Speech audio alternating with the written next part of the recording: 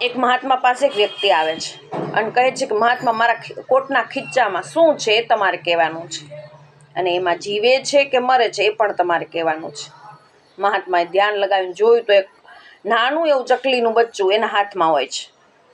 મહાત્માએ કહ્યું કે જો હું આને જીવતું કહીશ તો એ મારી નાખશે, અને જો એ મરેલું કહીશ તો એ જીવાડીને મને દેખાડશે. બંને વાતે મને એ ખોટો પાડશે.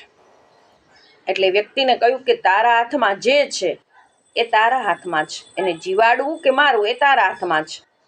એ વ્યક્તિ તરત સમજી ગયો અને ચકલીના નાના એવા બચ્ચાને આકાશમાં મૂકી દીધું.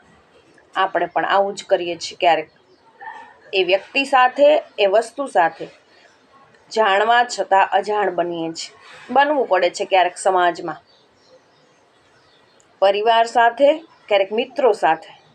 જાણ હોય છતાંય અજાણ બનવું એ જ સર્વશ્રેષ્ઠ છે. ક્યારેક જાણવા છતાંય અજાણ બનીને રહેવું એ શ્રેષ્ઠ છે.